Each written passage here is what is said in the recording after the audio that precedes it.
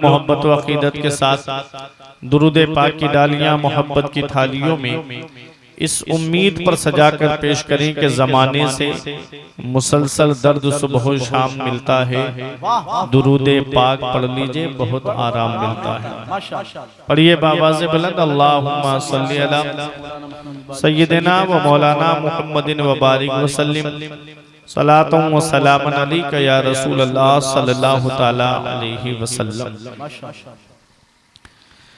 कभी ख्याल की हद में था यार का जलवा, कभी ख्याल की हद में था यार का जलवा, अब जलवे ही जलवे हैं ख्याले यार नहीं। अब जलवे ही जलवे हैं ख्याले यार नहीं। वो कोहे तूर हो या सरजमीने दिल बेदम, वो कोहे तूर हो या सरजमीने दिल बेदम, जमाले यार से खाली कोई दयार नहीं। जमाले यार से खाली कोई दयार नहीं। काफी देर से ये प्रोग्राम अपनी कामयाबी की मंजिल की तरफ रवा दवा है। जितने लोगों का नाम आपने पोस्टर में देखा, उनको आपने यके बाद दीगर समात कर लिया। अब शायद इस प्रोग्राम की आखिरी कड़ी के रूप में मैं आपके सामने हाजिर आया।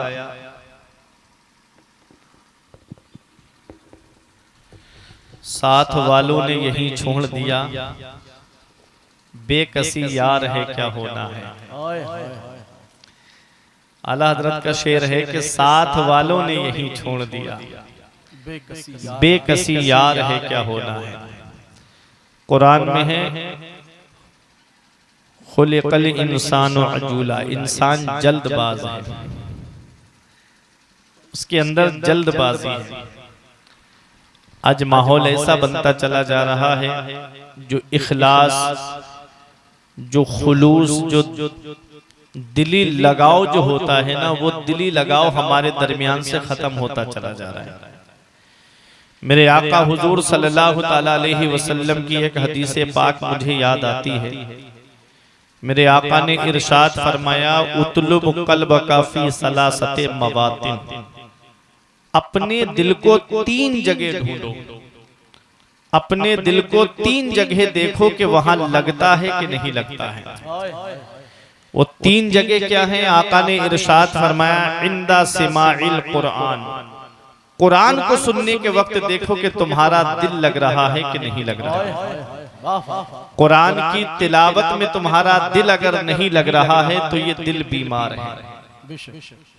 मेरे आका ने इरशाद फरमाया, इंदा सिमाइल कुरान, कुरान की तिलावत के वक्त, कुरान को सुनने के वक्त देखो कि तुम्हारा दिल लग रहा है कि नहीं लग रहा है। अफसोस का मकाम यह है कि मेरी कौम के वो नौजवान जो 2-2 घंटे बैठ के IPL में वक्त बर्बाद करते हैं, वो 2 घंटे अल्लाह और उसके रसूल की जिक्र की महफिल में नहीं बैठ सकते।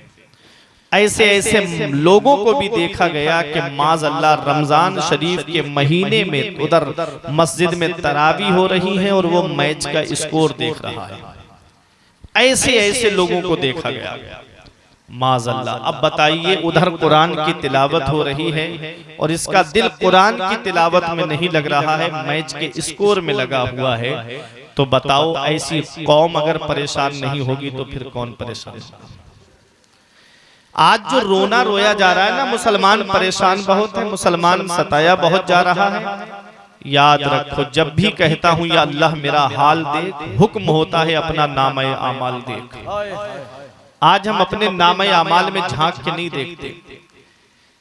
सुबह को उठेंगे, अपने काम पे निकल जाएंगे, शाम को वापस आएंगे, हिसाब जोड़ेंगे कि आज मैंने इतना कमाया, आज मैंने इतना खर्चा किया, आज मैंने इतना सामान खरीदा, आज मैंने इतना खाने पीने का सामान लिया। कभी एक दिन भी दिल में ये ख्याल नहीं आता कि रात को सोते वक्त आंखें बंद करके ये सोचा जाए कि आज मैंने नेकियां कितनी की हैं, आज मैंने गुनाह कितने किए हैं। कभी अपने आमाल का मुहासबा नहीं किया। कब्र के अंदर चले गए। कुरान कहता है अलहाकुमुत तकासुर हत्ता जुरतुमुल मकाबिर, माल की ज्यादा तलबी ने तुम्हें गाफिल रखा, यहां तक कि तुमने कब्रों का चेहरा देख लिया। मेरे आका फरमाते हैं इंसान की ख्वाहिश का पेट कभी नहीं भरता है, उसकी ख्वाहिश का पेट कब्रिस्तान की मिट्टी भरती है। ये ख्वाहिशें खत्म नहीं होती मेरे अजीजों। ये वक्त जितना अल्लाह और उसके रसूल की याद में गुजर जाएगा, ये वक्त तुम्हारे काम आएगा। मेरे आका ने फरमाया अपने दिल को 3 जगह ढूंढो, देखो दिल लग रहा है कि नहीं। इंदा सिमाइल कुरान, कुरान की तिलावत को सुनने के वक्त देखो कि तुम्हारा दिल लग रहा है कि नहीं लग रहा है। आगे आका फरमाते हैं वफी मजालिस जिक्र, और जिक्र की मजलिसों में देखो कि तुम्हारा दिल लग रहा है कि नहीं लग रहा है। जिक्र की मजलिसों में, यहाँ अल्लाह और उसके रसूल का जिक्र हो रहा है। इस जगह से अच्छी जगह भी है। मेरे आका हुजूर सल्लल्लाहु अलैहि वसल्लम फरमाते हैं इज़ा मररतुम बिरियादिल जन्नह फरतऊ। मेरे आका फरमाते हैं सहाबा जब जन्नत की क्यारी से गुजरो तो कुछ चर लिया करो। सहाबा अर्ज करते हैं कालू वमा रियादुल जन्नह, या रसूल अल्लाह जन्नत की क्यारी क्या है। आका फरमाते हैं काला लहू जिक्र, वो जिक्र की महफिल है जहां अल्लाह और उसके रसूल का जिक्र होता है। हदीस पाक में उस जगह को जन्नत की क्यारी बना दिया जाता है। और एक रिवायत में है कि मस्जिदें जन्नत की क्यारियां हैं। सुभान अल्लाह। और दोनों चीजें हमारे यहाँ मौजूद हैं। मस्जिद सबसे अच्छी जगह मस्जिद, और सबसे बुरी जगह बाजार और मेला। आदमी वहां 2-2 घंटे वक्त बर्बाद करेगा, मस्जिद में 10 मिनट नहीं रुक सकता। ये दिल की बीमारी है, ये हमारा दिल बीमार है। मेरे आका फरमाते हैं कुरान की तिलावत को सुनने के वक्त देखो कि दिल लग रहा है कि नहीं। मेरे आका फरमाते हैं जिक्र की मजलिसों में देखो कि तुम्हारा दिल लग रहा है कि नहीं। आका फरमाते हैं वफी वक्तिल खलवा, और तन्हाई में देखो कि अल्लाह के खौफ से तुम्हारा दिल रो रहा है कि नहीं, आंखों से आंसू निकल रहे हैं कि नहीं, गुनाह याद आ रहे हैं कि नहीं। मेरे अजीजों, आका ने फरमाया अगर इन 3 जगहों पे दिल तुम्हारा ना लगे, आका फरमाते हैं तो अल्लाह से दुआ करो कि अल्लाह मेरा ये दिल खराब हो गया है, मुझे दूसरा दिल दे दे। अल्लाह अकबर। मेरे अजीजों, हमारे दिल आज बीमार हो गए, जिसकी वजह से हमारा जिक्र की मजलिसों में दिल नहीं लगता। आज हम जलसों में भी आते हैं तो सिर्फ अपने मजे के लिए आते हैं, सिर्फ अपने मजे के लिए। कोई किसी को फॉलो कर रहा है, कोई किसी को फॉलो कर रहा है। ये हाल है। कभी भी जलसों में आओ तो ये सोच के मत आया करो कि फला शायर को सुनने जा रहा हूँ या फला खतीब को सुनने जा रहा हूँ। ये देखो कि अरकाने जलसा ने किस निस्बत से जलसे को रखा है। आज अजमत तालीम कॉन्फ्रेंस है ये, और साथ में जश्न ख्वाजा गरीब नवाज है। मेरे अजीजों, आज तालीम की अजमत हमको जानना चाहिए थी, तो होना तो ये चाहिए था कि आज मुसलमानों के अंदर तालीम का फुकदान कैसा होता जा रहा है, आज मुसलमान एजुकेशन से कैसा दूर हो रहा है, आज मुसलमान तालीम से कितना दूर होता जा रहा है। आज मैं अपने मौजू को ये बना के लाया था कि तालीम की अहमियत आज अपनी कौम के सामने मैं पेश करूंगा।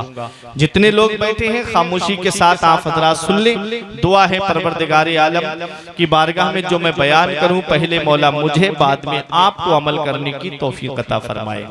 अल्लाह तबारक व तआला ने कुरान करीम नाजिल फरमाया। आप जो कुरान पढ़ते हैं ना, तो जब कुरान पाक खोलेंगे तो सूरह फातिहा सामने है। सूरह फातिहा है ना, और सबसे आखिरी सूरत सूरह वन्नास है। ये तिलावत के एतबार से है, नुज़ूल के एतबार से नहीं। सबसे पहली सूरत जो मेरे आका पर नाजिल हुई है वो सूरत है इक़रा बिस्मि रब्बिकल लज़ी खलक़। सबसे पहली सूरत और सबसे आखिरी सूरत, सबसे आखिरी आयत जो मेरे आका पर नाजिल हुई है, सबसे आखिरी आयत वो है अल यौमा अकमलतु लकुम दीनकुम। ये आयत करीमा मेरे आका पर सबसे आखिर में नाजिल हुई है पूरे कुरान में। अब तवज्जो के साथ सुनिएगा। सबसे बड़ी दौलत ईमान की दौलत है। ईमान सबसे बड़ी दौलत है। अगर ईमान नहीं तो अमल काम नहीं।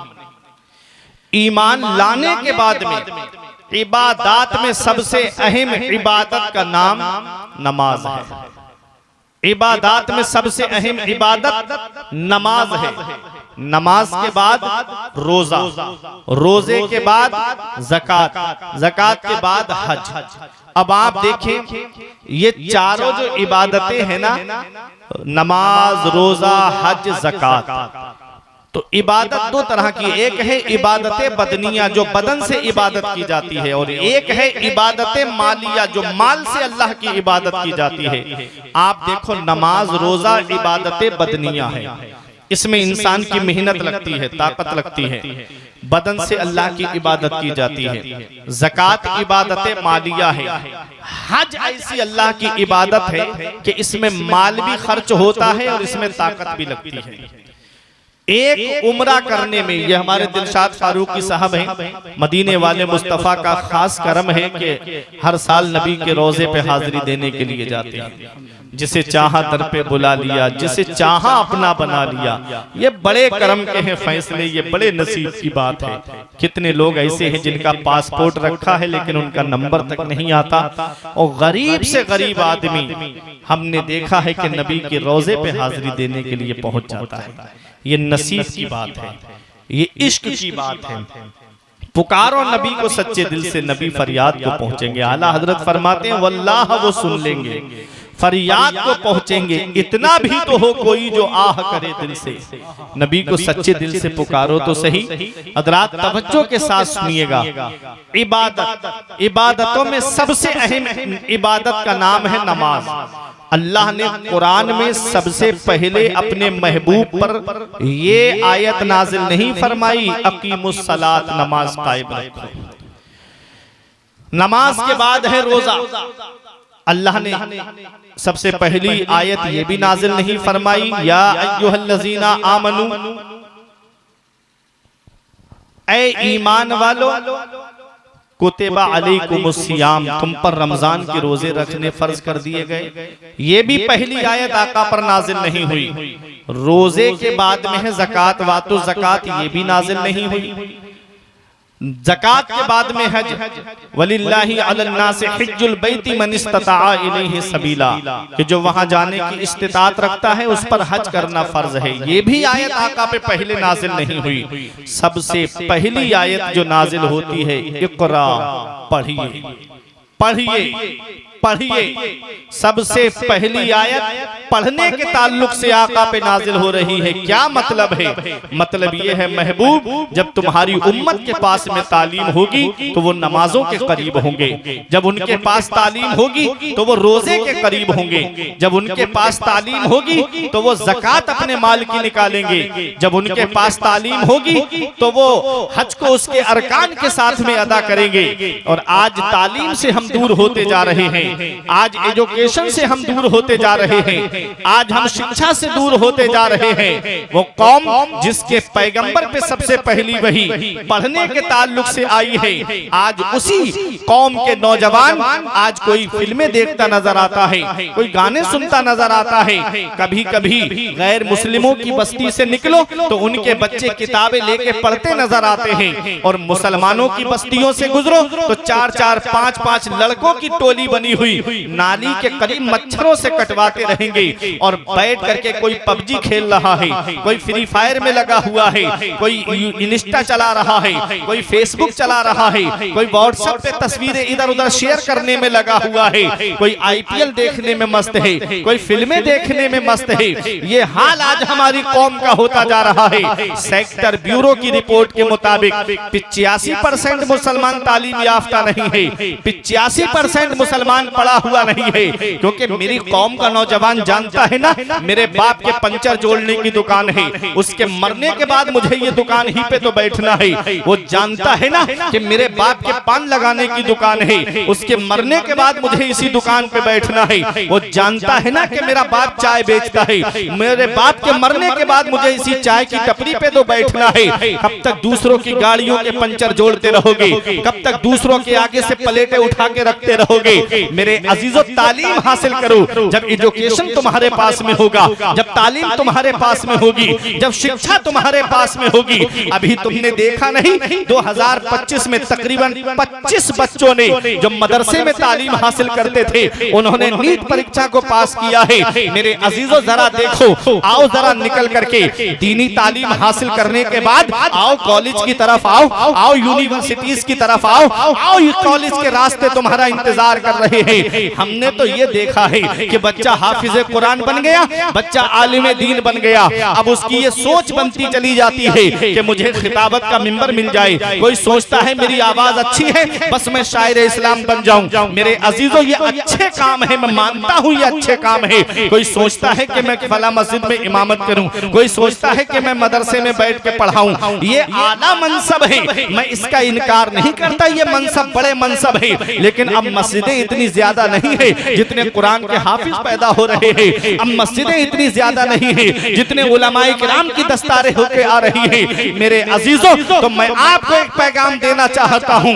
कि आओ, तुमने आलिम की डिग्री हासिल कर ली, तुमने हाफिज कुरान की डिग्री हासिल कर ली है, तो आओ अब दुनियावी तालीम की तरफ आओ, क्योंकि आज के दौर में दुनियावी तालीम भी हमको जरूरी नजर आ रही है। अगर मैं आपको बताता हुआ चलूं, मेरे आका हुजूर सल्लल्लाहु तआला अलैहि वसल्लम ने कुछ सहाबा को हुक्म दिया था कि वो इब्रानी जुबान सीखें। मेरे आका ने कुछ सहाबा से फरमाया कि वो सुरियानी जुबान सीखें, क्योंकि उस वक्त में इब्रानी जुबान की भी जरूरत थी, सुरियानी जुबान की भी जरूरत थी। मजहब इस्लाम की तबलीग के लिए, मजहब इस्लाम की नशर इशाअत के लिए पता चला उस दौर में सुरियानी और इब्रानी जुबान की जरूरत थी। आज जिस दौर में हम अपनी जिंदगी गुजार रहे हैं, इस दौर में इंग्लिश की जरूरत है, इस दौर में अंग्रेजी की जरूरत है, इस दौर में हिंदी की जरूरत है, ताकि हम अपने मजहब को उसी लैंग्वेज में लोगों के सामने पेश कर सके, अपने मजहब को हम उसी जुबान में लोगों के सामने पेश कर सके। लेकिन होता ये जा रहा है कि आज हमारे मदरसे के बच्चे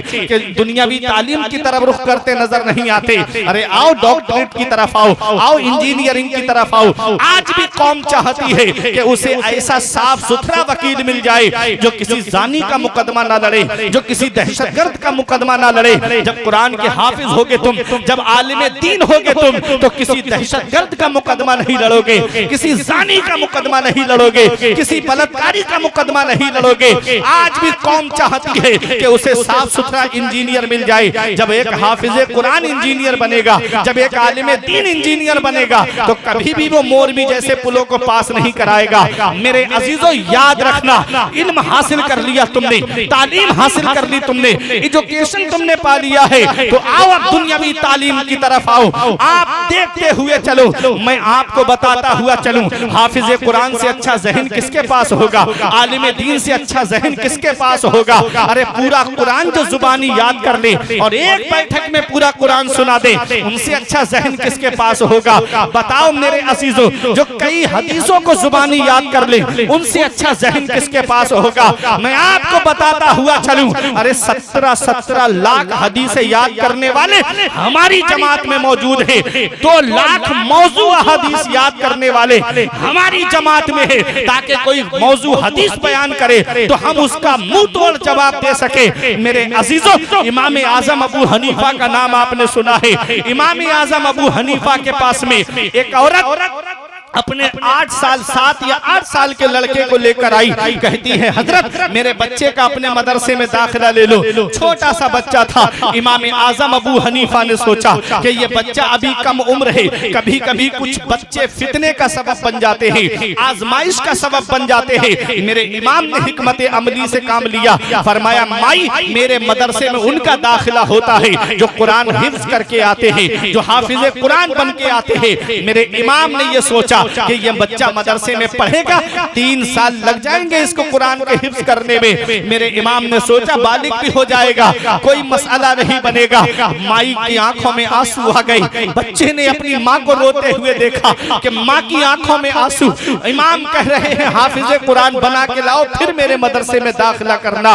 माँ का हाथ पकड़ के बच्चे ने कहा अम्मी चल अब हाफिज कुरान बन के आएंगे, चल अब हाफिज कुरान बनेंगे। माँ का हाथ पकड़ के के बच्चा घर लेकर के आया। मेरे अजीजों तवज्जो के साथ सुनिएगा, जब एक हफ्ता गुजरा, माई फिर अपने बच्चे को लेकर इमाम आजम की बारगाह में पहुंच गई। कहा मेरे इमाम, मेरे बच्चे का दाखिला ले लो। इमाम आजम अबू हनीफा ने कहा, माई मैंने कहा था ना मेरे मदरसे में उनका दाखिला लिया जाता है जो कुरान हिफ्ज करके आते हैं। माँ ने कहा इमाम कुरान का हाफिज बना के लाई हूँ, हाफिज कुरान बना के लाई हूँ। बस्तिलिया में रहने वालों, जो 7 दिन में कुरान हिफ्ज कर लेता है उसी को दुनिया इमाम मोहम्मद के नाम से जानती है। जिन्होंने इल्मे हदीस पर किताब मुअत्ता इमाम मोहम्मद को लिखा है, तो जरा सोचो एक हफ्ते में कुरान हिफ्ज करने वाले हमारी जमात में मौजूद है। जब एक आलिम दीन आएगा दुनियावी तालीम की तरफ, एक हाफिज कुरान आएगा दुनियावी तालीम की तरफ, उससे अच्छा जहन किसके पास होगा? तुमने देखा नहीं जामिया अशरफिया के कई तलबा ऐसे हैं जिन्होंने IAS का एग्जाम पास किया है। आओ दुनियावी तालीम की तरफ। मेरे अजीजों, ये एक पैगाम मैं आपको दे करके जाना चाहता हूँ। ये अजमत तालीम कॉन्फ्रेंस है। तालीम कितनी जरूरी है, एजुकेशन कितना जरूरी है, शिक्षा कितनी जरूरी है। जब मेरे आका हुजूर सल्लल्लाहु अलैहि वसल्लम ने मक्के में ऐलान नबुव्वत फरमाया तो कितने लोग लिखना पढ़ना जानते थे? 17 लोग लिखना पढ़ना जानते थे। और तारीख उठा के देखो, नबी ने मक्का छोड़ा, मदीने आए। मेरे आका हुजूर सल्लल्लाहु अलैहि वसल्लम ने बज़ाहिर 63 साल की उम्र शरीफ आपकी हुई है। और जब मेरे आका इस दुनिया ज़ाहिरी से तशरीफ ले जा रहे हैं तो याद रखना मेरे अजीजों, 1.25 लाख सहाबाए किराम के पास में तालीम थी और 1.25 लाख सहाबाए किराम के हाथ में कलम था। कैसे तालीम को आम किया मेरे आका ने। और अल्लाह ऐसा कोई जंगे बदर में जो 70 कैदी गिरफ्तार होके आए थे ना, मेरे आका हुजूर सल्लल्लाहु अलैहि वसल्लम ने फरमाया तुम में जो कोई लिखना पढ़ना जानता हो वो मेरे 10-10 जानिसारों को लिखना पढ़ना सिखा दे, मैं उसे आजाद कर दूंगा। सुभान अल्लाह। कैसे तालीम को आम किया। हजरत अबू बकर सिद्दीक के दौर से लेके हजरत अली शेर खुदा के दौर तक न मर्दों में कोई मर्द अनपढ़ था, न औरतों में कोई औरत अनपढ़ थी। 3 सदी हिजरी तक तो मदरसों का ये जो आज हमारे दौर में जो निजाम चल रहा है ना मदरसों का, ये 3 सदी हिजरी तक नहीं था। घरों में दरसगाहें लगती थी, माएं अपने बच्चों को पढ़ाती थी, बाप अपने बच्चों को पढ़ाता था, मस्जिदों में दरसगाहें लगती थी। मेरे अजीजों जरा देखो ना तारीख उठा के ऊपर, लोग कहीं पता चल जाता थे फला जगह पे आलिम दीन है, उनके पास जाते और वहीं रह के पढ़ाई करते थे, तालीम हासिल करते थे। ये मदरसों का जो निजाम चला है ना, ये अब चला है ना, अब तो दुनिया की नजरें मदरसों पे टिकी हुई हैं। आए दिन खबरें मदरसों के ताल्लुक से आती रहती हैं। तो जब घर के अंदर बाप भी तालीम याफ्ता होगा, माँ भी तालीम याफ्ता होगी, तो खुदा ना करे कि वो दिन आए कि किसी की नजर मदरसों की तरफ उठे तो हमको उस वक्त में जो है अफसोस का हाथ मलना ना पड़े, हम अपने घर में अपने बच्चों की तालीम और तरबियत कर सकें। इसलिए मेरे अजीजों, तालीम बहुत जरूरी है। जहां मर्द का तालीम याफ्ता होना जरूरी है, वहीं औरत का भी तालीम याफ्ता होना जरूरी है। हजरत अली शेर खुदा के अहदे खिलाफत तक न मर्दों में कोई मर्द अनपढ़, न औरतों में कोई औरत अनपढ़। सुभान अल्लाह। अब मैं आपको बताऊं कैसे तालीम को आम किया हमारे बुजुर्गों ने, कैसे तालीम को आगे बढ़ाया हमारे बुजुर्गों ने। मेरे अजीजों, हजरत सईद इब्ने मुसय्यब एक सैयदुत ताबईन हैं, ताबईन में से एक बहुत बड़े बुजुर्ग गुजरे हैं, हजरत सईद इब्ने मुसय्यब। उनकी दरसगाह में एक तालिब इल्म पढ़ते थे, 1 हफ्ता तक नहीं आए। मेरी बात समझ में आ रही है? 1 हफ्ते तक नहीं आए। 1 हफ्ते के बाद आए, गैर हाजिरी हुई तो हजरत सईद इब्ने मुसय्यब ने पूछा कि 1 हफ्ते तक तुम गायब कहाँ रहे? उसने कहा कि हजरत मेरी बीबी का इंतकाल हो गया था, मैं उसकी वजह से पढ़ने के लिए नहीं आ पाया। हजरत सईद इब्ने मुसय्यब ने कहा तो मुझे बता देते, मैं भी जनाजे में शरीक हो जाता। तो तालिब इल्म ने कहा हजरत आप इतने बच्चों को पढ़ाते हैं, मैं खबर करता तो इन बच्चों की तालीम रुक जाती है, आप जनाजे में शामिल हो जाते तो इनको पढ़ाता कौन, इसलिए मैंने खबर नहीं की। हजरत सईद इब्ने मुसय्यब ने कहा क्या दूसरी शादी करने का इरादा है? उन्होंने कहा हजरत मेरे पास तो कुछ है भी नहीं, दूसरी शादी कौन करेगा?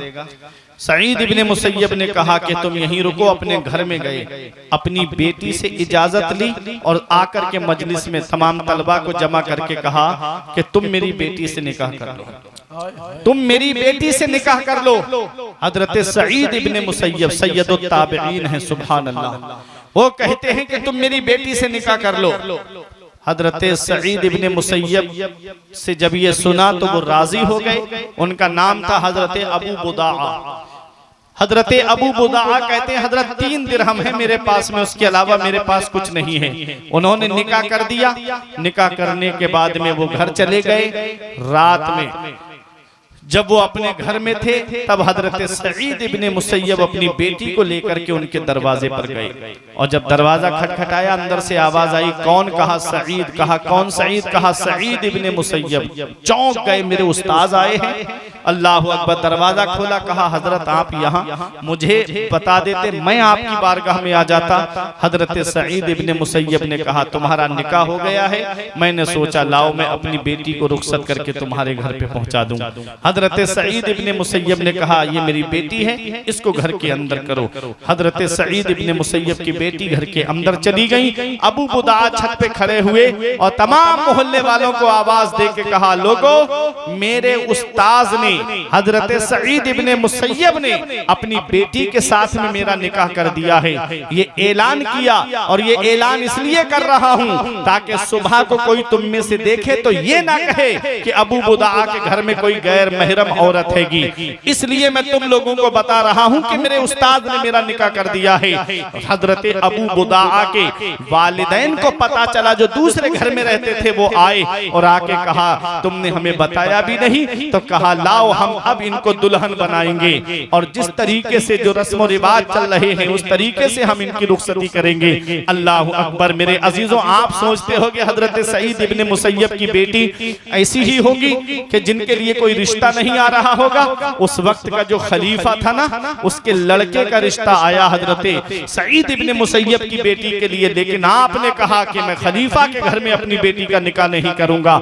इसकी वजह से सताया भी गया, आपको तकलीफें पहुंचाई गई आपको, लेकिन हजरत सईद इब्ने मुसय्यब ने वो तकलीफें सारी बर्दाश्त की। तवज्जो के साथ सुनिए, मैं जो बात आपको बताना चाह रहा हूं मेरे अजीजों।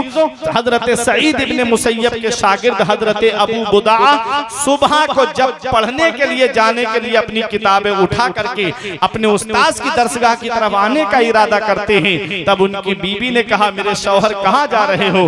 कहा कि आपको पता है मैं आपके उस्ताद से इल्मे हदीस पढ़ता हूँ, हदीस पाक की किताबें पढ़ता हूँ। तो उनकी बीवी ने कहा, जो हजरत सईद इब्ने मुसय्यब की बेटी हैं, कहती हैं अब तुम्हें कहीं जाने की जरूरत नहीं है, जो किताबें तुम मेरे अब्बा से पढ़ते थे वो सारी किताबें मैं तुमको घर पे पढ़ा दूंगी।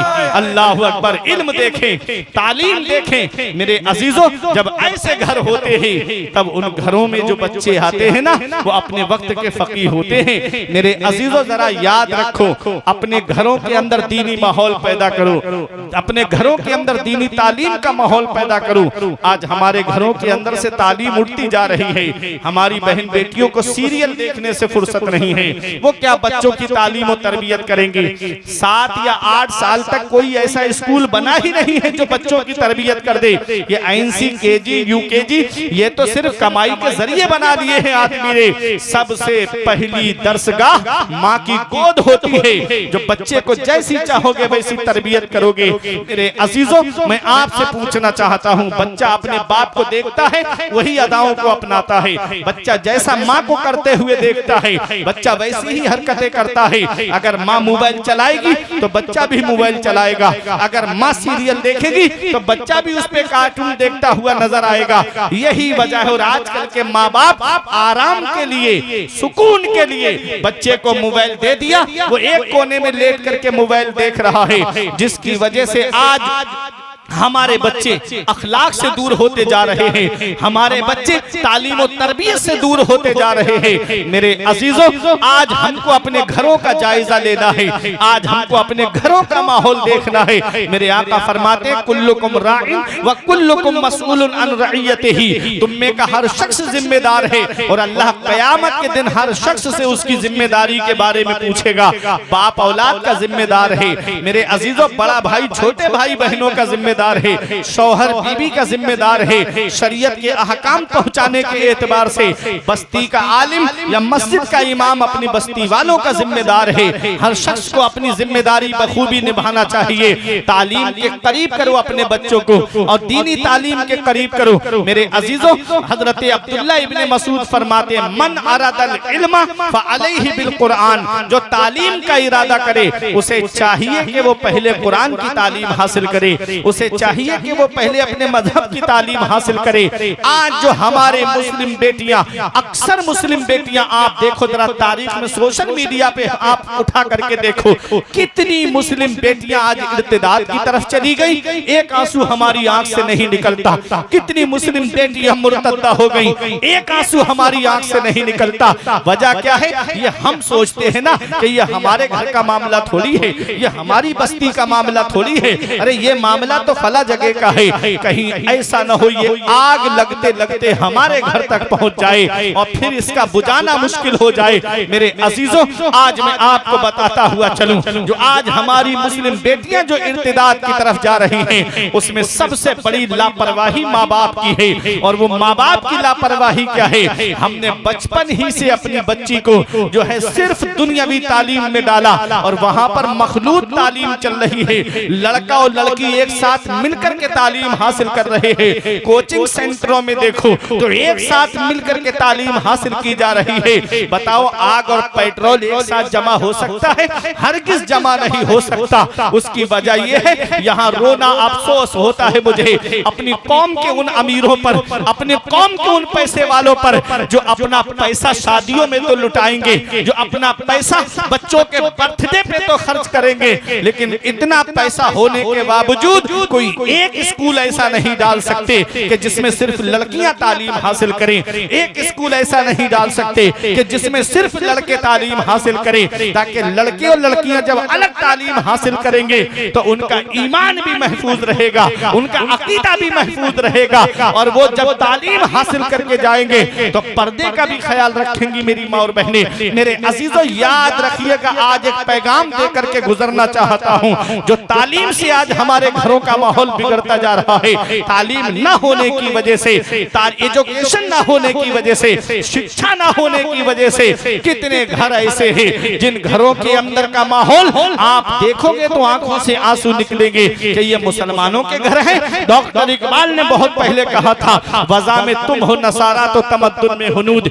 ये मुसलमान है जिन्हें देख के शर्माए यहूद। यूं तुम मिर्जा भी हो, सैयद भी हो, अफगान भी हो, तुम सभी कुछ हो, बताओ कि मुसलमान भी हो। मेरे अजीजों, याद रखो, आज एक पैगाम दे के आपके सामने से मैं गुजर जाना चाहता हूँ। तालीम के ताल्लुक से, तालीम कितनी जरूरी है। हमारी असलाफ को देखो, सरकार गौसे आजम की वालिदा को देखो। सरकार गौसे आजम ने 18 साल तक कस्बा जीलान के कुर्ब जवार में तालीम हासिल की और जब 18 साल आपकी उम्र हुई, माँ की उम्र 78 साल है। गौसे आजम की वालिदा, गौसे आजम माँ से इजाजत लेके कहते हैं, माँ अभी और पढ़ना चाहता हूँ, अभी और तालीम हासिल करना चाहता हूँ और उसके लिए मुझे बगदाद जाना है। माँ ने ये नहीं कहा बेटा तू मेरे बुढ़ापे का सहारा है, माँ ने ये नहीं कहा बेटा तू मेरे बुढ़ापे की लाठी है, बेटा तू छोड़ के चला जाएगा तो मेरे लाल मेरी बुढ़ापे में देख रेख कौन करेगा। माँ ने कहा बेटा अगर तुझे इल्म हासिल करना है जा मेरे लाल, तू तालीम हासिल करने के लिए जा। एक नसीहत माँ की याद रखना कि बेटा जिंदगी का कैसा भी मोड़ क्यों ना जाए, कभी झूठ मत बोलना मेरे बेटे, कभी जुबान से झूठ मत बोलना। ये माँ ने अपने बेटे को नसीहत की और दुनिया ने वो मंजर भी देख लिया कि सरकार गौसे आजम ने माल नहीं छुपाया, सच बोला, पैसा नहीं छुपाया, सच बोला, दिरहम नहीं छुपाए, सच बोला, अशरफी नहीं छुपाई, सच बोला। और गौसे आजम ने फरमाया मेरे पास 40 अशरफियां हैं। चोर ने कहा कहां है? बगल में सिली हुई थी सदरी में। मेरे अजीजों दिखाई। डाकुओं के सरदार ने कहा इतनी महफूज जगह माल रखा है, तुम छुपा सकते थे, बचा सकते थे। कहा नहीं बचा सकता। कहा क्यों? कहा पूछ जो लिया तुमने। कहा हमने पूछ लिया तो क्या हुआ? तुम कह देते मेरे पास नहीं है, झूठ बोल जाते। कहा कि मैं मां से वादा करके आया हूं, अशरफियां रहे या ना रहे, कभी झूठ नहीं बोलूंगा। अल्लाह अकबर। डाकुओं के सरदार की आंखों में आंसू आ गए। तू 18 साल की उम्र में मां से किया हुआ वादा नहीं टूटने दे रहा है, और मैं कितना बड़ा कम नसीब हूं जो अपने रब से किए हुए वादे को तोड़ रहा हूं और मखलूक खुदा को सता रहा हूं। आज तुम अपना हाथ आगे बढ़ाओ, मैं तुम्हारे हाथों पे तौबा करना चाहता हूं। उसने तौबा की और अपने तमाम साथियों से कहा देखो मैंने तौबा कर ली है, अब तुम्हारा मेरा रास्ता अलग हो गया है। डाकुओं के सरदार से तमाम डाकुओं ने कहा ए हमारे सरदार, तुम डाका जनी में हमारे सरदार थे, अब तौबा कराने में हमारे सरदार हो गए। आज हम भी तौबा कर रहे हैं। गौसे आजम ने एक निगाहे विलायत डाली, जमीन की पस्ती से उठा के आसमान की बुलंदी पे पहुंचा दिया। ये सच की बरकत है। आज आदमी जरा जरा सी बातों पे झूठ बोलता है। कोई कहता है मौलाना मैं झूठ नहीं बोलूंगा तो काम नहीं चलेगा, मैं झूठ नहीं बोलूंगा तो तिजारत नहीं चलेगी, झूठ नहीं बोलूंगा तो दुकान नहीं चलेगी, झूठ नहीं बोलूंगा तो मेरा माल नहीं बिकेगा, अगर मैं झूठ नहीं बोलूंगा तो मेरा कारोबार आगे कैसे बढ़ेगा। अल्लाह का कुरान कहता है लानतुल्लाहि अलल काज़िबीन, जो झूठ बोलता है उस पर अल्लाह की लानत है। मेरे आका की बारगाह में एक सहाबी आए, अभी उन्होंने इस्लाम कबूल नहीं किया है। आके बोले आका मैं इस्लाम कबूल कर लूंगा लेकिन मेरी एक शर्त है। मेरे आका ने फरमाया इस्लाम कबूल करो और शर्त बताओ। उसने इस्लाम कबूल किया और शर्त बताई। कहा आका मेरे अंदर 4 ऐब हैं, उनमें से एक ऐब छोड़ सकता हूँ, बाकी नहीं छोड़ूंगा। आका ने फरमाया क्या क्या ऐब हैं? उसने कहा या रसूल अल्लाह मेरे अंदर एक ऐब ये है कि मैं शराब पीता हूँ, शराब पीना नहीं छोड़ूंगा। दूसरा ऐब ये है कि मैं जिना करता हूँ, जिना करना नहीं छोड़ूंगा। मेरे आका ने फरमाया और कहने लगे कि मैं झूठ बोलता हूँ, झूठ बोलना नहीं छोड़ूंगा। इनमें से आप एक ऐब छुड़वा लीजिए। 3 ऐब है मेरे अंदर, इनमें से एक ऐब छोड़ दूंगा, जिसे कहोगे उसे छोड़ दूंगा, सब नहीं छोड़ूंगा। मेरे आका ने फरमाया तो मुझसे वादा कर कि आज के बाद कभी झूठ नहीं बोलेगा। उसने कहा बहुत आसान सा आपने ऐब मुझसे छुड़वा लिया। उसने कहा मैं वादा करता हूँ आज के बाद कभी झूठ नहीं बोलूंगा। गया शराब की दुकान की तरफ, जैसे ही दुकान में बैठा शराब की बोतल सामने आई, इसने हाथ लगाना चाहा, दिल ने झंझोड़ के कहा सुबह को आका ने पूछ लिया कि तू शराब की दुकान पर गया था कि नहीं, तो क्या कहेगा कि नहीं गया था, आया है ये झूठ हो जाएगा और झूठ से तौबा करके आया है। हाथ नहीं लगाया, जिना के अड्डे की तरफ जा रहा था। ज़मीर ने झंझोड़ के कहा अगर आका ने पूछ लिया कि जिना के अड्डे की तरफ गया था क्या जवाब देगा? झूठ बोलेगा आका की बारगाह में। आया और कदमों पे गिर गया नबी के, कहता है या रसूल अल्लाह आपने एक ऐब छुड़ाया और उस ऐब की वजह से मेरे सारे ऐब छूट गए।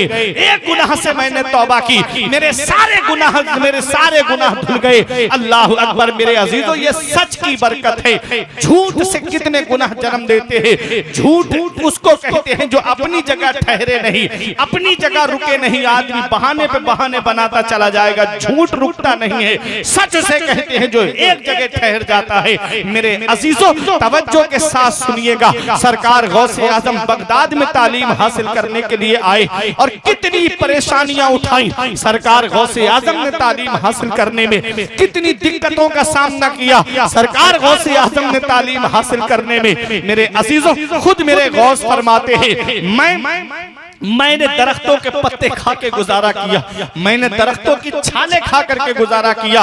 अल्लाह अकबर। सरकार गौसे आजम फरमाते एक दिन भूख ने मुझे बेचैन कर दिया तो मैं कर्ख के खंडरात की तरफ चला गया। मैंने सोचा कोई मुबाह चीज मिल जाए उठा के खा लूं। कहते 40 फकीर और वहां भूख भूख चिल्ला रहे थे। मैं वापस आ गया और मैं नमाज पढ़ने लगा और जब नमाज से फारिग हुआ मेरे बराबर में एक मुसाफिर खाना खा रहा था। दिल में ख्याल आया ये खाने में मुझे शरीक कर लेता। वो मुसाफिर कहता है आओ बेटा तुम भी खाना खा लो। गौसे आजम खाना खाने के लिए बैठे। तवज्जो से सुनना बस्तिया वालों। गौसे आजम से वो कहता है मुसाफिर बेटा कहाँ रहते हो और कहाँ पढ़ते हो? कहा मैं मदरसा निजामिया में पढ़ता हूँ। कहने लगा मदरसा निजामिया में कस्बा जीलान के मोहल्ला नीफ के सादात घराने का एक लड़का पढ़ता है जिसका नाम अब्दुल कादिर है। गौस पाक से ही कह रहा है। आपने पूछा क्या काम है? कहा मैं उनके मोहल्ले का रहने वाला हूँ और उनकी माँ ने मुझे थोड़ा सोना दे के कहा कि मेरा बेटा बगदाद में तालीम हासिल कर रहा है, मेरे बेटे को ये जाकर के पैसे दे देना, सोना दे देना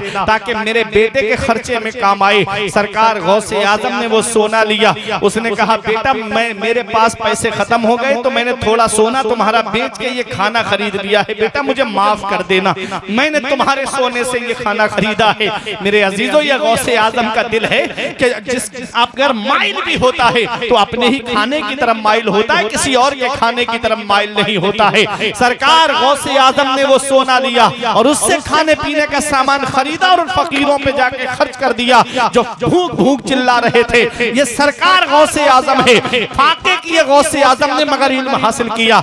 आपने कई कई दिन के फाके किए, तालीम हासिल की, अल्लाह ने वो मकाम अता फरमाया, अल्लाह ने वो शान अता फरमाई कि एक दिन ये कसम खाई तब तक नहीं खाऊंगा जब तक अल्लाह अपने दस्ते कुदरत से मुझे नहीं खिलाएगा। कुछ दिनों के बाद में आपके पीरो मुर्शिद अबू सईद मखजूमी एक तबाक में खाना लेकर आए और कहते हैं बेटा अब्दुल कादरी ये खाना खा लो।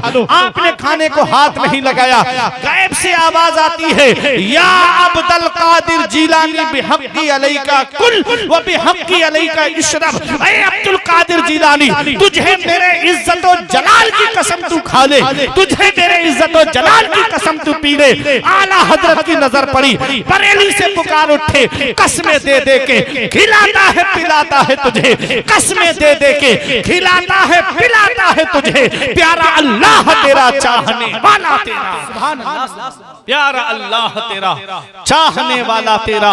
मेरे अजीजों ये सरकार गौसे आजम है। इस सरकार गौसे आजम बगदाद आए, तालीम हासिल की, बेहतरीन आलिम बने, बेहतरीन मुफ्ती, बेहतरीन मुहद्दिस। मेरे अजीजों और जब आप फारिग हो गए तो आपने मदरसे में बैठ करके पढ़ाया, 40 साल तक पढ़ाया, तकरीबन 40 साल। हर साल आपके मदरसे से 3000 तालिबे इल्म आलिम फाजिल बन के निकलते थे। गौसे आजम उस जात का नाम है जिसने 1,30,000 आलिम इस कौम को अता फरमाए। कितना काम किया गौसे आजम ने, 1,30,000 आलिम इस कौम को दिए गौसे आजम ने। मदरसे में पढ़ा के तबलीग की गौसे आजम ने, किताबें लिख के तबलीग की गौसे आजम ने, वाज़ो तकरीर के जरिए तबलीग की गौसे आजम ने। कैसे कैसे दीन का काम किया सरकार गौसे आजम ने। मेरे अजीजों तालीम को कैसे आम किया हमारे बुजुर्गों ने। सरकार गरीब नवाज इल्म हासिल करने के लिए समरकंद गए, बुखारा गए, तालीम हासिल करने के लिए। हमको तो कहीं जाना नहीं पड़ रहा है। बच्चियों के लिए बेहतरीन इदारा, बच्चों के लिए बेहतरीन इदारा, थोड़ी दूर चले जाओ गरीब नवाज मदरसा, और चले जाएंगे बरेली शरीफ की तरफ चले जाएं, कहीं जामे तो रजा, कहीं मंजर इस्लाम, कहीं मजहर इस्लाम, कहीं जामे नूरिया, कहीं जामिया तहसीनिया, इधर चले जाएं जामिया अशरफिया मुबारकपुर। आप देखिए कितने मदारिस हो गए, हमें कोई ज्यादा लंबा सफर करना नहीं पड़ा। पहले हमारे बुजुर्गों ने पैदल जाकर के सफर किया लेकिन तालीम हासिल की। अब तो बस्तियों में मदरसे हैं ना, तो बस्तियों के अंदर दीनी तालीम अच्छी सी हो रही है, फिर भी हम अपने बच्चों को पढ़ने के लिए नहीं भेजते, फिर भी हम अपने बच्चों को मदरसे से करीब नहीं करते। मेरे अजीजों आज हमारा पैसा जो है वो इधर उधर कामों में तो खर्च होता है लेकिन दीनी तालीम पे खर्च नहीं होता।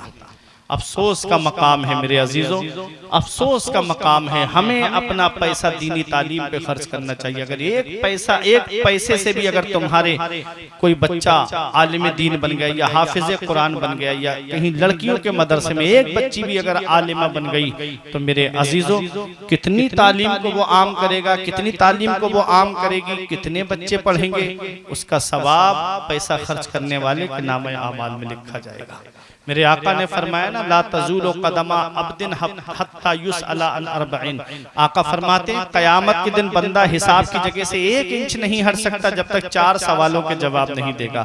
पहला सवाल अन उम्रिही फीमा अफनाहु, उम्र के बारे में पूछा जाएगा, ये उम्र तुमने कहाँ गुजारी, ये उम्र जो जिंदगी हमें मिली है इसके बारे में पूछा जाएगा। जवानों से जवानी के बारे में पूछा जाएगा, जवानी जो दीवानी होती है इसे तुमने कहाँ गुजारा, चौक चौराहों पे गुजारा, शराब की दुकानों पे गुजारा, अय्याशियों के अड्डों पे गुजारा, ये जवानी को तुमने कहाँ गुजारा, अल्लाह की इबादत करके गुजारा है, अपने रब की इबादत करके गुजारा है, या दुनियावी कामों में तुमने इस जवानी को गुजारा। जवाब देना है क़यामत के दिन इस जवानी के बारे में। मुफ्ती आजम फरमाते हैं इबादत के यही दिन है बुढ़ापे में कहाँ हिम्मत, इबादत के यही दिन है बुढ़ापे में कहाँ हिम्मत, जो करना है अभी कर लो, अभी नूरी जवां तुम हो, और कर जवानी में इबादत काहिली अच्छी नहीं, जब बुढ़ापा आ गया कुछ बात बन पड़ती नहीं, आगाह अपनी मौत से कोई बशर नहीं, सामान 100 बरस का है पल की खबर नहीं। मेरे अजीजों, मेरे आका ने फरमाया जवानों से जवानी के बारे में पूछा जाएगा, माल के बारे में पूछा जाएगा, पैसे के बारे में, ये कहां से कमाया और खर्च कहां पर किया, ये पैसा कहां से कमाया, हराम तरीके से कमाया कि हलाल तरीके से कमाया। कहीं ऐसा तो नहीं कि एक प्लाट कई लोगों के नाम बेच दिया और पैसे खा करके बैठ गया, ऐसा तो नहीं कि हराम तरीके से पैसा कमाया हो। मेरे आका हुजूर सल्लल्लाहु अलैहि वसल्लम फरमाते हैं जवाब देगा बंदा क़यामत के दिन, हट नहीं सकता अपनी जगह से जब तक सवाल का जवाब नहीं दे देगा। और मेरे आका ने फरमाया माल कहां से कमाया, और दूसरा जवाब है, सवाल है कि खर्च कहां पर किया, ये भी बताना है कि ये खर्च कहां पर किया। कहीं ऐसा तो नहीं कि अय्याशियों के अड्डों पे खर्च किया, कहीं ऐसा तो नहीं कि शादियों में आतिशबाजी में पैसा खर्च किया, कहीं ऐसा तो नहीं कि बैंड बाजे पे लुटाया, कहीं ऐसा तो नहीं कि डांस पार्टियों में ये पैसा खर्च किया, कहीं ऐसा तो नहीं कि मुकाबलों पे, फहश मुकाबलों पे, कव्वालियों के नाम पे जो आजकल फहश मुकाबले हो रहे हैं ना, कहीं ऐसा तो नहीं कि उन फहश मुकाबलों पे आपने खर्च किया। मेरे अजीजों, आप तो हालात जानते हो ना। मुफ्ती अहमद यार खान नईमी की एक कथा मुझे याद आती है। उन्होंने कहा था अहले सुन्नत बहरे कव्वालियो उर्स, दियोबंदी बहरे तसनीफातो दर्स, खर्च सुन्नी बर कुबूरो खानकाह, खर्च नजदी बर उलूमो दर्सगाह। उसने क्या कहा, अल्लामा मुफ्ती अहमद यार खान नईमी ने क्या नसीहत की बात की। कहते हैं अहले सुन्नत जो हैं वो तो कव्वाली और उर्स में मस्त हैं, लगे हुए हैं, और देवबंदी तसनीफ में लगा हुआ है, तसनीफ से जुड़ा हुआ है, दर्स से जुड़ा हुआ है। आज हाल देख लो सुन्नियों का क्या हो रहा है। इधर इलाके में आप चले जाइएगा ईद के बाद कैसे कैसे 2-2 लाख रुपए कव्वालों पे लुटाए जा रहे हैं, 2-2 लाख 3-3 लाख, इतना महंगा कव्वाल बुला के। और होता क्या है, अल्लाह के वली का हम उर्स करा रहे हैं, अल्लाह के वली का नाम क्या है, उर्स, अल्लाह के वली का उर्स है। और उसमें ऐसे मुकाबले हो रहे हैं माज़अल्लाह कि इधर कव्वाल बैठा है, उधर लेडीज कव्वाला बैठी है, और एक दूसरे को वो गले लगाते हैं वहां पर किस करते हुए। आप सोशल मीडिया पे देख लीजिए, सारी हरकतें आज मौजूद हैं। कोई किसी को इशारे कर रहा है, वो इधर से इशारे, वो इधर से इशारे। वो एक नाबालिग लड़का आ गया है, वो भी माज़अल्लाह अपनी से बड़ी उम्र के साथ लड़की के साथ में जो है वो इशारेबाजी कव्वालियों के नाम पे हो रहा है, ये मज़ारों पे हो रहा है, और ये सुन्नी कर रहे हैं। ये हाल है आज हमारी कौम का।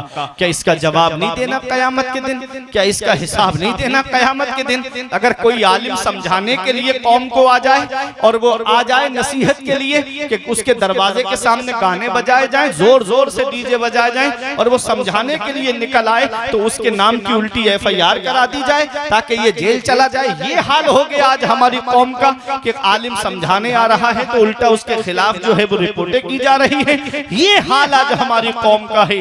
न संभलोगे तो मिट जाओगे हिंदी मुसलमानों, तुम्हारी दास्तां तक भी न होगी दास्तानों में। हमें करनी है शहींशाह बदहा की रजा जोई, वो अपने हो गए तो रहमते परवरदिगार अपनी, तरीके मुस्तफा को छोड़ना है वजह बर्बादी।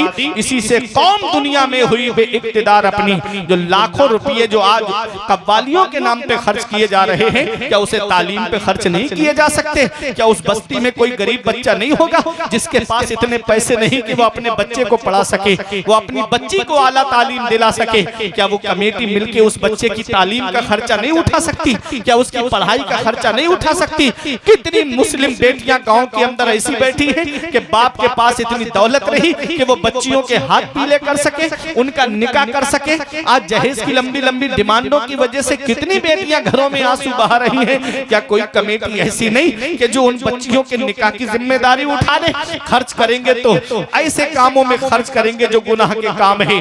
माज़अल्लाह फहिश मुकाबलों पे खर्च किए जा रहे हैं। अल्लाह अकबर। मेरे अजीजों, बहन बेटियां देख रही हैं उन मुकाबलों को, तब हमारी गैरत नहीं जागती। और अगर वैसे कोई हमारे घर में झांक ले तो हम उसको मारने के लिए लिपट जाते हैं कि तेरी हिम्मत कैसे हुई, तूने मेरे घर में झांका, मेरी बहन बैठी हुई थी। और फहश मुकाबले हो रहे हैं, वहां ला करके दिखाया जा रहा है। शादी हाल में अपनी बहनों को जो है लेकर के भाई जा रहा है, बेपर्दा बहनें घूमती नजर आ रही हैं। तब हमारी गैरत नहीं जागती कि बच्ची हमारी पर्दा क्यों नहीं करती, बहन हमारी पर्दा क्यों नहीं करती, हमारे घरों में पर्दे का माहौल क्यों नहीं है। अगर तुम अपनी बच्ची को जामिया फातिमा में भेजोगे मेरे अजीजों, तो तुम्हारी बच्ची पर्दा करती हुई नजर आएगी। जब तुम्हारी बच्ची के पास दीनी तालीम होगी, जब तुम्हारी बच्चियों के पास में दीनी तालीम होगी, तो तुम्हारी बच्चियां हजरत फातिमा के पर्दे को जानेंगी, हजरत सकीना के पर्दे को जानेंगी, हजरत ज़ैनब के पर्दे को जानेंगी। जब तुम्हारी बच्चियों के पास में तालीम होगी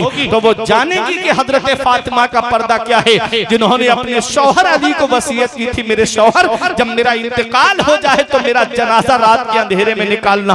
पूछा इमामुल अंबिया की बेटी हो, रात के अंधेरे में जनाजा निकालूं क्यों? कहा इसलिए कि जिस फातिमा के सर के बाल को आसमान के चांद और सूरज ने नहीं देखा, उस फातिमा के जनाजे पर भी किसी गैर महरम की नजर न पड़े। अल्लाह अकबर। वो फातिमा तो ज़हरा है। आला हजरत पुकार के कहते जिनका आंचल न देखा मोहम्मद ने, उस रिदाए नुज़ाहत पे लाखों सलाम। सैयदा जाहिदा तैयबा ताहिरा जाने अहमद की राहत पे लाखों सलाम। खूने खैरुर रसूल से है जिनका खमीर, उनकी बेलौस तीनत पे लाखों सलाम। मेरे अजीजों, अपनी बच्चियों को मदरसा पढ़ने के लिए भेजो ताकि वो हजरत फातिमा का पर्दा जाने, वो हजरत ज़ैनब का पर्दा जाने। वो हजरत ज़ैनब जिन्होंने हजरत अब्दुल्ला बिन सहल का कहना है कि मैं 10 साल हजरत ज़ैनब का पड़ोसी रहा, मैंने पर्दे में छुपी ज़ैनब भी नहीं देखी। अरे कभी कभी औरत पर्दे के साथ निकले घर से तो पर्दे के साथ में तो औरत पे नजर पड़ जाती है। हजरत अब्दुल्ला बिन सहल कहते हैं मैं 10 साल पड़ोसी रहा हजरत ज़ैनब का, मैंने पर्दे में छुपी ज़ैनब नहीं देखी। ये कहाँ सबक मिलेगा? ये हमारी बच्चियों को मदरसे में सबक मिलेगा, ये हमारी बहनों को मदरसे में सबक मिलेगा। मेरे अजीजों, अपनी बच्चियों को मदरसा भेजो, अपनी बहनों को मदरसा भेजो ताकि उन्हें पता चले कि हजरत सकीना का पर्दा क्या है। वो हजरत सकीना कि जब यजीद के दरबार में ये लश्कर पहुंचने वाला था तो दमिश्क से बाहर एक सहाबी ने देखा इमाम हुसैन का सर आ रहा है। अल्लाह अकबर। रोते हुए गए, एक दिरहम की थैली उनके हाथ में थी और जाकर के हजरत सकीना को वो देने लगे। आपने कहा मुझे दिरहम नहीं चाहिए, अगर ये दिरहम तुम्हें देना है। उसने कहा मैं आपके नाना का गुलाम हूँ, मैं आपके नाना का गुलाम हूँ, ये दिरहम मेरी तरफ से कबूल कर लो। कहा मुझे नहीं चाहिए, जिसके हाथ में वो नेजा है जिस पर मेरे बाबा का सरे मुबारक है, ये उसे ले जाके दे दो और उससे कहना ये सरे मुबारक लेके आगे चला जाए। कहा इससे तुम्हें क्या फायदा? कहा कि सरे मुबारक हमारे बराबर में चल रहा है, लोगों की नजरें हमारे चेहरों पर पड़ रही हैं, जिसकी वजह से हमारा पर्दा नहीं हो पा रहा है। अल्लाह अकबर। हजरत सकीना ने कहा कि जब सरे मुबारक आगे होगा, लोगों की नजरें सरे मुबारक पर होगी, हमारा पर्दा महफूज रहेगा। ये पैगाम कहाँ मिलेगा हमारी बच्चियों को? ये पैगाम मदरसे में मिलेगा। अपनी बच्चियों को मदरसा भेजो, अपनी बच्चियों को दीनी तालीम हासिल करने के लिए भेजो ताकि वो हजरत फातिमा का पर्दा जाने, हजरत ज़ैनब का पर्दा जाने, हजरत सकीना का पर्दा जाने, गौसे आजम की वालिदा का पर्दा जाने, गरीब नवाज की वालिदा का पर्दा जाने, आला हजरत अजीमुल बरकत की वालिदा का पर्दा जाने, तो वो जानेगी कि मुझे पर्दा अपने घर में करना है।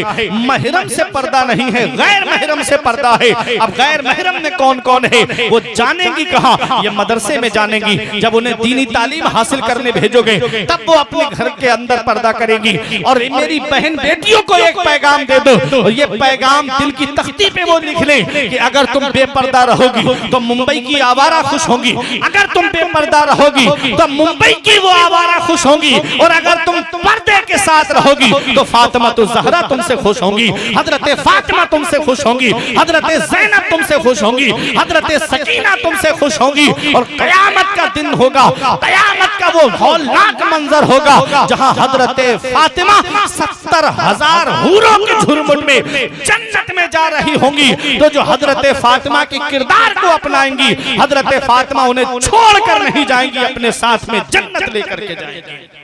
अक्लो शऊरो वहिम से बाला है फातिमा, रहती अली के घर में है आला है फातिमा। दुनिया ने अगर दीन है माना हुसैन को, सच ये है तूने दीन को पाला है फातिमा। अक्लो शऊरो वहिम से बाला है फातिमा, रहती अली के घर में है आला है फातिमा। मेरे अजीजों, अपनी बच्चियों को दीनी तालीम हासिल कराओ। जहां मर्दों को तालीम